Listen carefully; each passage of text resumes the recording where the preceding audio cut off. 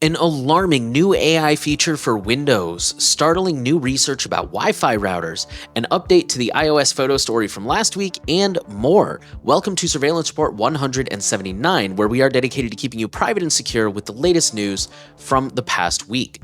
I am Nathan from The New Oil. Henry is feeling a little under the weather this week and will not be joining us, but will be back for the Q&A later, and we're wishing him a speedy recovery. If you get value from this podcast and you would like to help us continue the podcast, keep it consistent, keep it freely available, we have several ways to support us. We have a Patreon. For $5 a month or more, you can be part of our Q&A segment midweek. For $10 a month or more, you get an expanded version of the podcast with additional thoughts, analysis, and banter when both of us are here, but trust me, I will talk enough for both of us. If you don't care about any perks, but you just want an easy recurring way to support us, we have LibrePay, which is more privacy respecting than Patreon. And last but not least, we still have Monero, which is the most anonymous and private way to support us. We do not see anything about you, but we do see the support, and we thank you very much for keeping us going. With the administrative details out of the way, let's talk about our highlight story. Windows 11 Recall AI feature will record everything you do on your PC. AI is the big buzzword nowadays, and there's this new feature rolling out from Microsoft that they're calling Recall, and it works by taking screenshots of your active window every few seconds, building snapshots of what you do over time. Microsoft says the feature will require at least a 256GB hard drive with 50 gigs of space available to store approximately 3 months of snapshots, but this can be increased by allocating more storage. The recall snapshots are analyzed by the NPU on Copilot Plus PCs and an AI model to extract information from screenshots that is then added to a new Windows semantic index. Microsoft says all of this data is encrypted with BitLocker encryption tied to the user's account and is not shared with other users on the same device.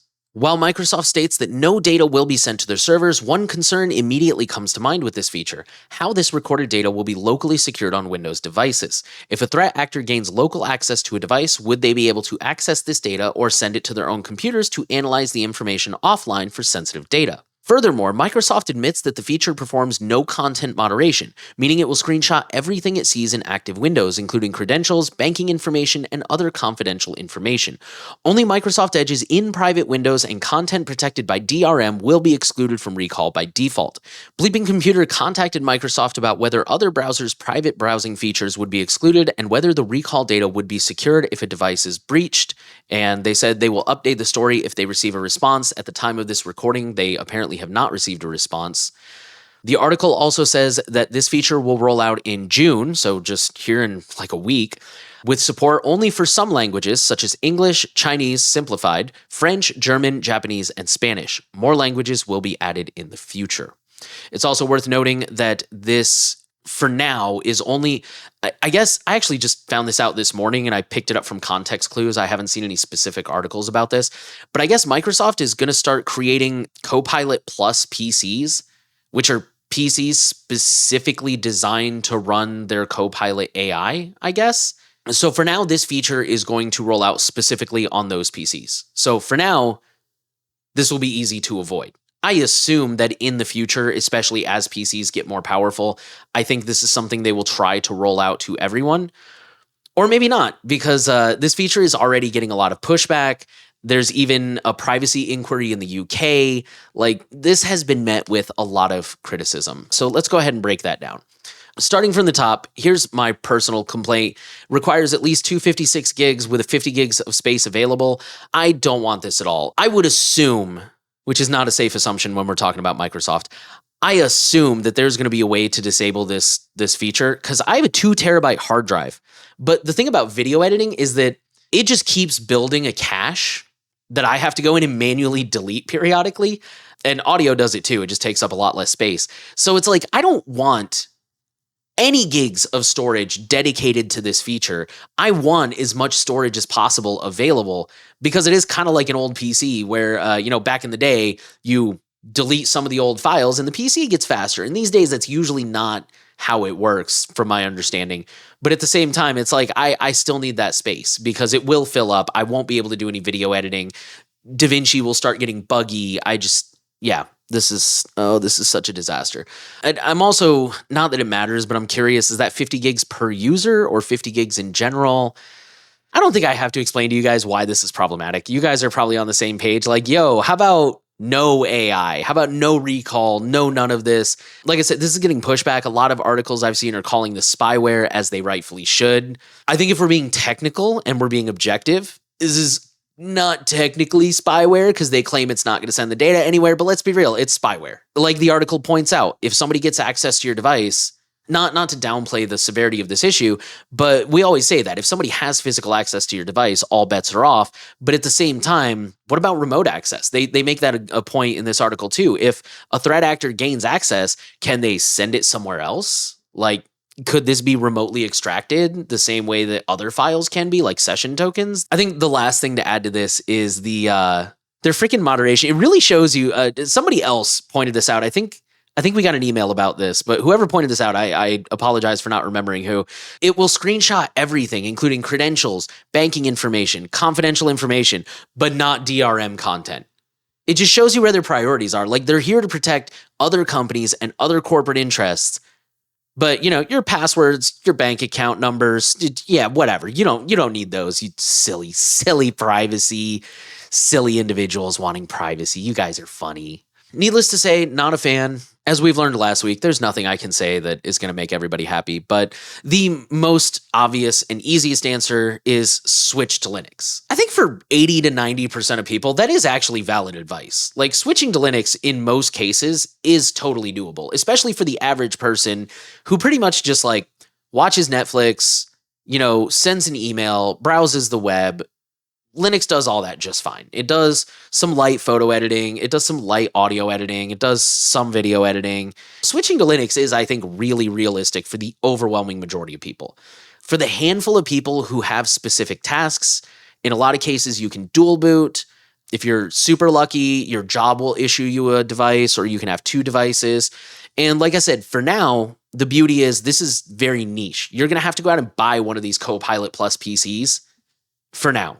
How long it will stay that way, I don't know. Maybe it'll always be that way. Maybe they're going to try and sell this as a feature based on the amount of pushback. I don't think everybody's buying that. And also, just given Microsoft's track record, I think it's only a matter of time before this is rolled out to all Windows devices. I am hoping it will be opt-out. I mean, realistically, I hope it'll be opt-in, but we all know that's not realistic.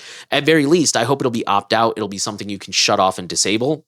I think I've said about all there is to say about that. All right, let's leave that silliness behind and move on to data breaches. Our first story is about a non-consensual AI porn maker who accidentally leaked his customers' emails. A popular Patreon account that created non-consensual AI-generated sexual images of celebrities for his paying subscribers has leaked a list of his clients' emails to other clients and to 404 Media. I, being the author of this article, signed up for a Patreon account called Aesthetic Illusions at the highest tier of $60 a month while reporting a story on how Patreon is allowing people to monetize this content to see what exactly the account was providing paying customers and how. Once the account was removed after I reached out to Patreon for comment, I got an email from Aesthetic Illusions Gmail account assuring me as a paying customer that Aesthetic Illusions was migrating to a new platform and would still create the AI-generated images of celebrities subscribers requested before the account was removed. That email CC'd 35 other email addresses of other Aesthetic Illusions subscribers, possibly all the subscribers in the highest $60 tier I was subscribed to. Some email addresses included full names and profile pictures of real people automatically pulled from their Google accounts. None of these email addresses responded to a request for comment. Our next breach comes from Omnivision, who disclosed a data breach after a 2023 ransomware attack. This is a subsidiary of the Chinese Will Semiconductor, and they design and develop imaging sensors for smartphones, laptops, webcams, automotive, medical imaging systems, and others. This leaked passport scans, non-disclosure agreements, contracts, and confidential documents. The number of exposed individuals remains unknown, despite the attacker apparently releasing the data. Our next headline says, conservative cell carrier Patriot Mobile hit by data breach. Patriot Mobile, which reportedly has fewer than 100,000 subscribers, bills itself as, quote, America's only Christian conservative wireless provider, and our mission is to passionately defend our God-given constitutional rights and freedoms while glorifying God, unquote. TechCrunch verified that the sample of data contains authentic customer data, in part because an apparent bug on Patriot Mobile's website is also leaking some of the same personal information. The data included subscribers' personal information, including full names, email addresses, home zip codes, and account PINs. Now let's head over to Australia, where Western Sydney University data breach exposed student data. WSU is an educational institute offering a wide range of undergraduate, postgraduate, and research programs across various disciplines. So this occurred because threat actors breached their Microsoft 365 and SharePoint environments. The data that has been exposed varies per individual depending on the contents of the email communications and the documents stored in the university's SharePoint. The investigation results have verified that this impacted approximately 7,500 individuals who will soon receive personalized notices via email and phone. However, this might not be the final figure, as the university noted that investigations are still ongoing. Lockbit says they stole data in a London Drugs ransomware attack. I don't think we covered this on the podcast, but London Drugs has over 9,000 employees who provide healthcare and pharmacy services in over 80 stores across Alberta, Saskatchewan, Manitoba, and British Columbia. On April 28th, a cyber attack forced London Drugs to close all its retail stores across Western Canada. The company said it found no evidence that customer or employee data was impacted. Earlier Tuesday, the Lockbit ransomware operation added London Drugs to its extortion portal, claiming the April cyber attack and threatening to publish the data allegedly stolen from the company's systems. The ransomware gang has yet to provide proof that they stole any files from London Drugs servers, claiming only that negotiations with London Drugs to pay a $25 million ransom have failed. While it didn't confirm Lockbit's claims, a London Drugs statement shared with Bleeping Computers says the company is aware the ransomware gang said they stole files from its corporate head office, some of which may contain employee information. Okay, this next one's a little bit different. This actually came from a viewer who wrote in and gave us an extremely detailed, well-written backstory, and this forum post here is the link that they cited for reference. So thank you, viewer who wrote in. I'm pretty much going to quote you because you summed it all up really well. So Leica Mobile is a British MVNO that operates in 23 countries worldwide and has about 18 million customers globally. They specialize in low-cost international calling plans. In October 2023, they experienced a cyber attack in which all customer information they held was stolen. In follow-up statements, they said that all their customers were affected, excluding those from the US, Australia, Ukraine, and Tunisia. In the past few months, there has been information to suggest that Leica Mobile stored complete financial details for customers' bank accounts and credit card or debit card numbers with an insecure, unencrypted environment, and that this information has also been stolen. I'm not really clear, based on the timeline, if this information was stolen originally, or maybe it was like poorly encrypted and now it's been cracked, but I think this is all a recent development. I could be wrong, however. The viewer goes on to say this is contrary to Leica Mobile's privacy policy and public statements, which assure customers that only the last 4 digits of their payment card are stored unencrypted. In addition, it seems that customers from the US and Ukraine were also affected. Australia and Tunisia so far seem to remain unaffected. This means that approximately 17 million customers worldwide have now been affected in the breaches and have had their full payment information stolen. Around April or May of this year, customers in the US and Europe started to see fraudulent charges on their bank cards linked to their Leica Mobile accounts. And actually, if you look through this forum post, some of these people do specifically say that they have like Revolut account or a Mongo. I think it's Mondo. It's listed on the New Oil, but some of these payment masking services are like, no, I only use this for Leica Mobile. So similar reports from other countries are now starting to appear online. So it appears that all PII has been stolen, as well as customer passwords and full unencrypted payment credentials. Affected customers are reporting fraudulent transactions. There hasn't been any kind of public announcement from Leica Mobile, hasn't been covered in the news. Customer information was briefly listed for sale on the dark web, but the listing has since been removed. And so, like I said, the main source that they linked here is this thread of customers basically saying, like, I have these suspicious charges. I'm getting a huge increase in like spam texts, spam calls, phishing attempts. And the common denominator seems to be Leica Mobile. At very least, we had this October 2023 breach, and it looks like this is either a new one or it's worse than they originally let on. So thank you to the viewer for cluing us into that. And if you are a Leica Mobile user, you might want to like close your card, get a new one, maybe change your phone number, things of that nature. So this next one comes from Wired. This will be kind of quick. It says, a leak of biometric police data is a sign of things to come. I'm just going to go ahead and quote one paragraph here. Thousands of law enforcement officials and people applying to be police officers in India have had their personal information leaked online, including fingerprints, facial scan images, signatures, and details of tattoos and scars on their bodies.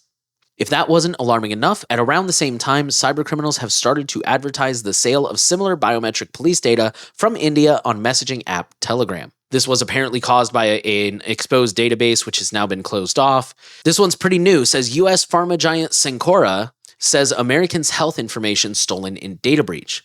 The pharma giant said it had initially obtained patients' data through partnerships with the drug makers it works with in connection with its patient support programs. That includes patients of AbbVie, Acadia, Bayer, Novartis, Regeneron, and other companies. Cencora was unwilling to say if the company has determined how many individuals are affected by the breach. According to the public data breach notifications filed by Cencora with U.S. state authorities, Cencora has so far notified about 500,000 individuals since learning of the breach. The number of individuals affected is expected to be higher. Cencora says on their website they have at least 18 million patients to date. They also said that the data from the affected systems includes patient names, postal address, and date of birth, as well as information about their health diagnosis and medications. And our last breach story is just a quick update. It says Northern Ireland police faces £750,000 fine after exposing staff info. So this happened back in August of 2023, and I do remember covering this. The original breach exposed surnames, initials, ranks, roles, and locations of officers, and I believe their families too in some cases, but I could be remembering that part wrong. Really, the only relevant update is says, according to the ICO's assessment, the incident put exposed individuals at grave physical risk, resulted from poor data security from PSNI, and was deemed entirely preventable, hence the fine. Okay, that'll take us into companies, and we're going to start with an update to everybody's favorite story. Apple wasn't storing deleted iOS photos in iCloud after all. Analysts at Synactive have reverse engineered the iOS 17.5.1 update that addressed the problem, examining the IPSW files and comparing the DYLD shared caches of the two versions to find changes. For the record, this article isn't as technical as usual in these kinds of cases, but it does still have some technical details that those of you who are more technically minded, who know this kind of stuff better, you might be interested in checking that out and getting a little bit more detail. It goes on to say Apple removed a routine in the function responsible for scanning and re-importing photos from the file system, which caused it to re-index old photos on the local file system and add them back to people's galleries. Quoting them, based on this code, we can say that the photos that reappeared were still lying around on the file systems and that they were just found by the migration routine added in 17.5. The reason why those files were there in the first place is unknown. Although this finding reassures users that Apple isn't storing their deleted files on the cloud and accidentally restoring them one day, it also acts as a reminder that deleted files can persist in memory until the blocks are overwritten with new data. So just to reiterate that, what they're basically saying is for some reason, and we're still not clear why, and I don't know if they're still doing this, but apparently Apple was, when you took a photo, it wasn't just stored in the photo gallery, they made a copy in your files, which I can attest that for a long time I was an iPhone user, it is very hard to find your files. I think now they have rolled out an actual app that lets you access your files, but for a long time that was a very behind the scenes thing that was mostly invisible to the user. And so basically, what's supposed to happen is you delete the photo, it deletes the copy out of the files too. What they're saying is happening is it wasn't deleting out of the files, and therefore when this thing came out, it re-indexed all your photos and it pulled that copy from the files and put it back in your gallery, which for the record would also explain why we saw at least one user was saying I keep deleting these photos and they keep coming back. The big thing that lends credibility to me is this, Henry and I mentioned last week, we would love to hear actual researchers weigh in on this. And Synactive, I don't personally know that company, but they reverse engineered the code. They sound like they're actual legit researchers. So I don't know if they're rock stars, but they certainly sound like they at least somewhat know what they're talking about. And see, now it's funny because all the people that called us shills last week, I specifically said, I don't want to bury my head in the sand and ignore this. Now I'm feeling the other way. Because originally that's what it was well, I don't want to rush to blame them if there's a good excuse for this. And now we have what, to me, sounds like a reasonable excuse. And now I'm kind of but is it? So now I'm leaning in the other direction where part of me doesn't want to believe this because it's are we sure we want to just let them off the hook? Yeah. I don't know. So I'm still, to be honest, I'm still very conflicted by this. This is a reminder that deleted files are still there. And they said that specifically. It's that's kind of disconcerting that for the last 5, 10, whatever years, your photos have just been sitting there. If you had been forensically searched, they would have popped right up. Or if an attacker had gotten access to your device, they'd still be there. So regardless of why this happened, it is a good reminder that anything you put in a digital format, you should consider permanent. Samsung requires independent repair shops to share customer data and snitch on people who use aftermarket parts, according to a leaked contract. The contract requires the daily uploading of details of each and every repair that an independent company does into a Samsung database at the time of each repair, which includes the customer's address, email address, phone number, details about what is wrong with their phone's warranty status, details of the customer's complaint, and the device's IMEI number, which for those who don't know is a hardware identifier that cannot be changed. It also requires these nominally independent shops to immediately disassemble any phones that customers have brought them that have been previously repaired with aftermarket or third-party parts, and to immediately notify Samsung that the customer has used third-party parts. Signing this contract does not even make the repair shop an authorized repair center, which is a distinction that requires shop owners to jump through even more hoops. I'm not going to include it in the show notes, but interestingly, iFixit has quote-unquote broken up with Samsung. And I kind of wonder if this is why. All right, I'll keep this one quick. Zoom adds post-quantum end-to-end encryption to video meetings.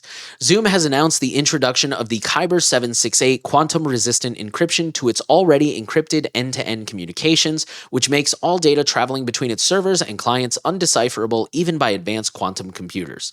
All right, this next story is kind of an update to last week. It says JP Morgan and MasterCard embrace biometric payment options.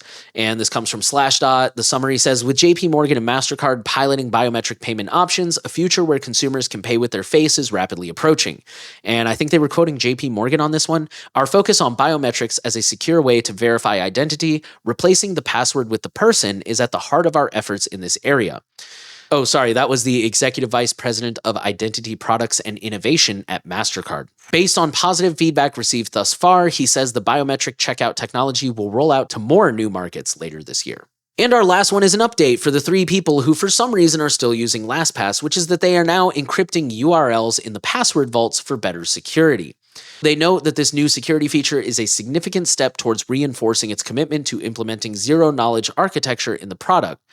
LastPass says that due to restrictions in processing power in 2008, when the system was created, its engineers decided to leave those URLs unencrypted, lessening the strain on CPUs and minimizing the software's energy consumption footprint. With most of the hardware performance constraints of the past now having been lifted, LastPass can now start encrypting and decrypting those URL values on the fly without the user noticing any hiccups in browsing performance while enjoying ultimate data security.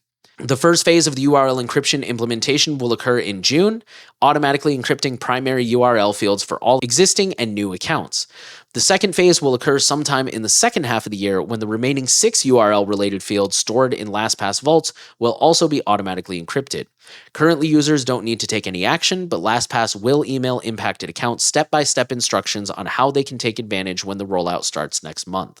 We'll now move into research, and this next story is very troubling. It says why your Wi-Fi router doubles as an Apple AirTag. This is a very in-depth article from Brian Krebs. Highly recommend checking it out. The extremely TLDR, just too long, didn't read, is that Apple and Google both use Wi-Fi to triangulate a user's GPS in a more efficient way so that it doesn't have to rely on the GPS chip. We've talked about this before. This is a fairly well-known thing, I think, but if you have Wi-Fi turned on when you're driving around or walking around, it will basically ping nearby Wi-Fi.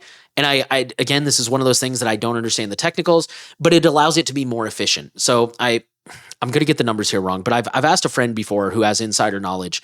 And if you're going off just the GPS chip, you can get like within a couple meters of someone's exact location. If you're going off the Wi-Fi, you can get like within inches, I think he said, or like a couple feet. The difference in granularity is pretty staggering. The problem is that for both companies, they don't just use this data, because it'd be one thing if they're like, oh, I'm going to use this data to like better position myself, but everything's staying on the device.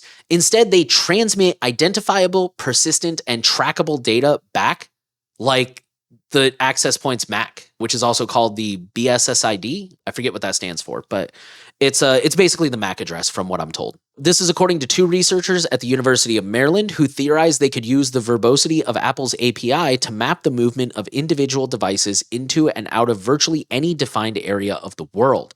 They said they spent a month early in their research continuously querying the API, asking it for the location of more than 1 billion BSSIDs generated at random.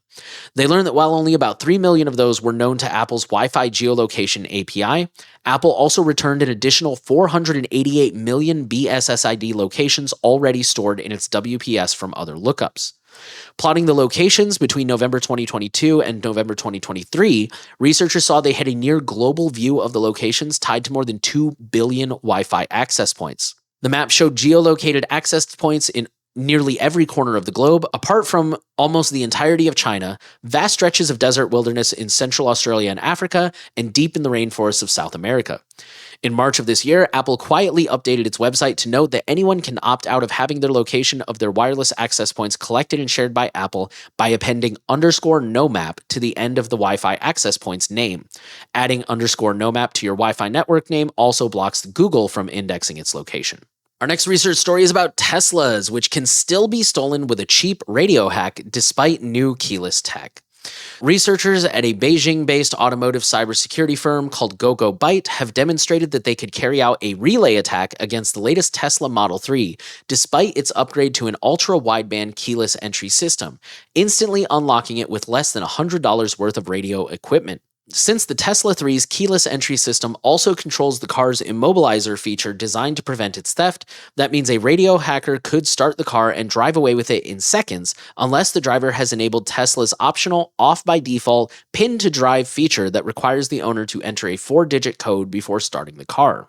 Researchers found they were able to carry out the attack over Bluetooth just as they had with earlier models from a distance as far as 15 feet between the device and the owner's key or phone. While the cars do appear to use ultra-wideband communications, they don't apparently use them for distance check to prevent keyless entry theft. When researchers shared their findings with Tesla, the company's product security team immediately responded in an email dispelling any rumor that UWB was even intended to prevent theft. Quote, "This behavior is expected as we are currently working on improving the reliability of UWB. UWB ranging will be enforced when reliability improvements are complete." Researchers note that this is not just limited to Tesla. They found 2 other car makers whose keys support ultra-wideband communications are also still vulnerable to relay attacks. In one case, the company hasn't even written any software to implement ultra-wideband communication in its car's locking systems, despite upgrading to hardware that supports it. And researchers aren't yet naming those makers since they're still working through the disclosure process with them. Time to move into politics, and we have just 2 quick stories today. The first one comes from Georgia, where prosecutors, the U.S. state of Georgia for the record, where prosecutors stoke fears over use of encrypted messengers and Tor. This comes from the EFF, quoting them, "In an indictment against Defend the Atlanta Forest activists in Georgia, state prosecutors are citing the use of encrypted communications to fearmonger, alleging the defendants, which include journalists and lawyers in addition to activists, in the indictment were responsible for a number of crimes related to the Stop Cop City campaign. The state attorney general's prosecutors cast suspicion on the defendants' use of Signal, Telegram, Tor, and other everyday data protecting technologies." And they go on to defend these technologies. They say things like the secure messaging app Signal is used by tens of millions of people and has hundreds of millions of global downloads. In 2021, users moved to the nonprofit-run private messenger en masse as concerns were raised about the data-hungry business models of big tech. To be clear, prosecutors have apparently not sought to use court orders to compel either of the defendants or the company's name to enter passwords or otherwise open devices or apps.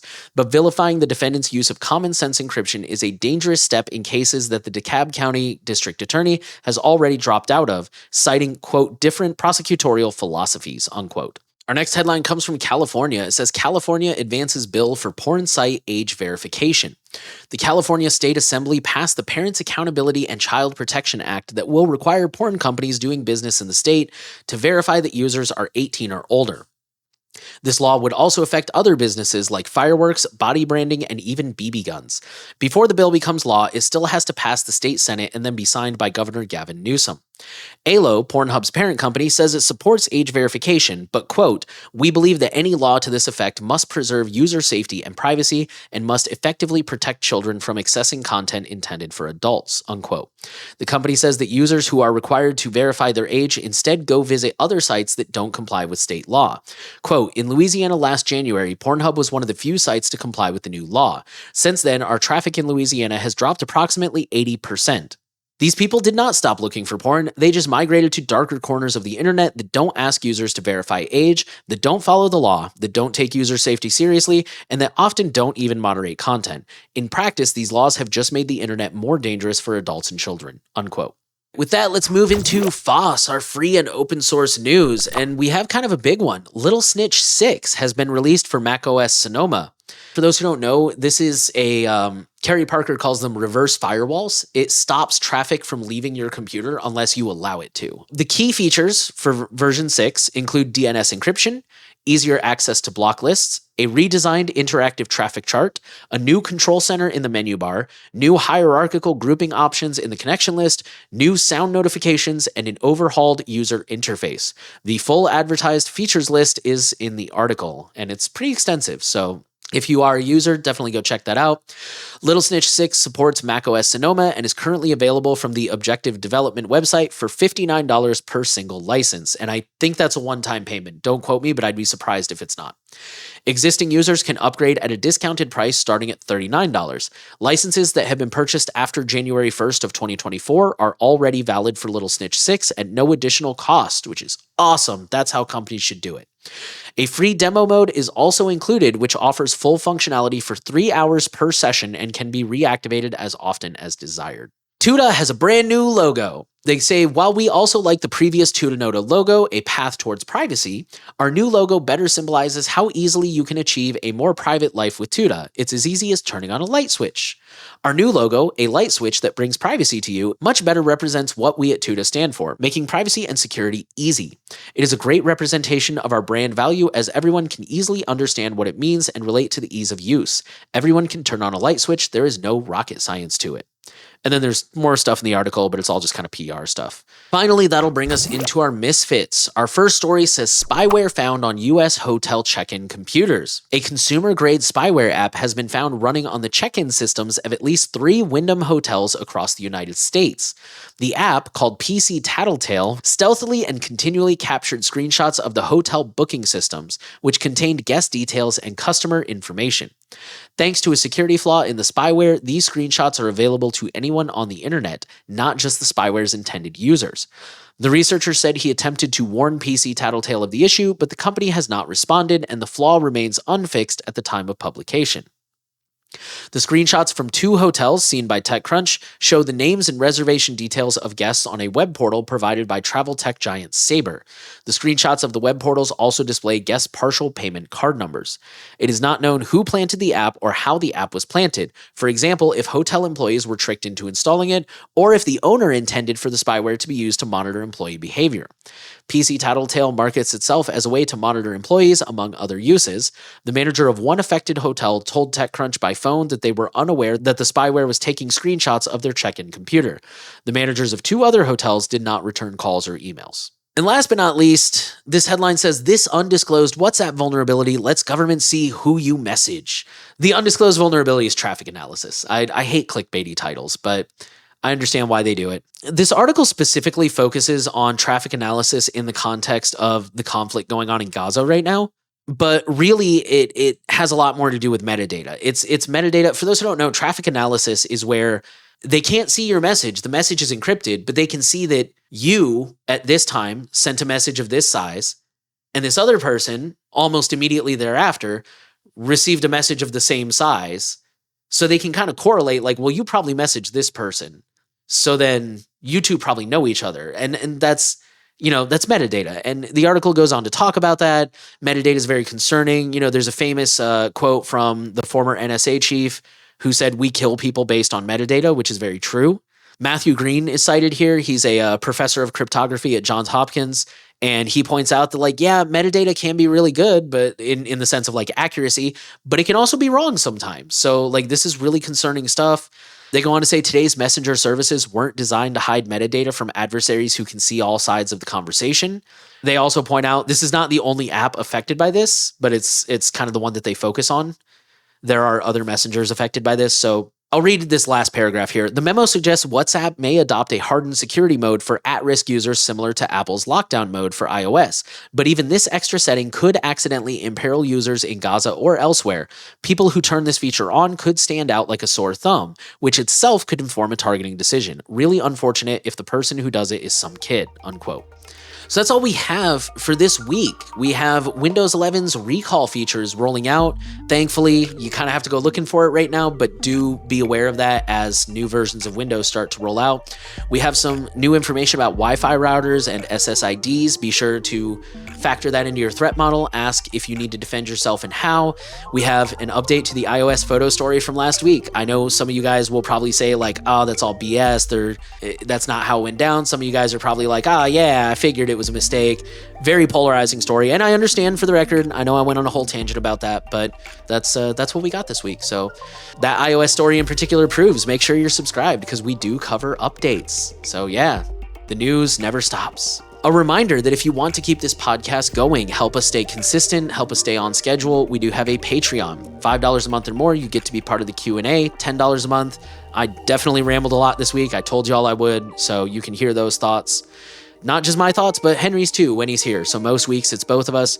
If you just want an easy recurring way to support us, we have LibrePay. LibrePay itself is open source. It does still use Stripe and PayPal to manage the actual payment processing, but it's still much better for your privacy than Patreon, less trackers and stuff like that. And for the maximum amount of privacy and anonymity, we have Monero. We don't see anything about you, but your support is appreciated. And of course, if you are currently in a position where you don't have any funds to spare, definitely understand that. Inflation's crazy right now.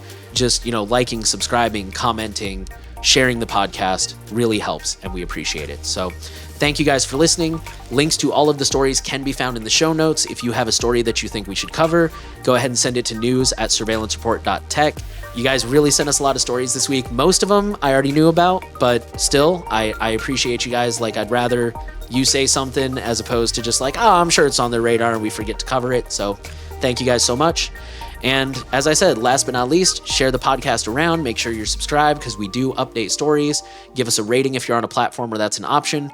We're trying to reach as many people as possible with privacy and keep people updated, and you can help us do that. So thank you for being here. We'll see you midweek with the Q&A with Henry, and we'll be back next week with a full episode.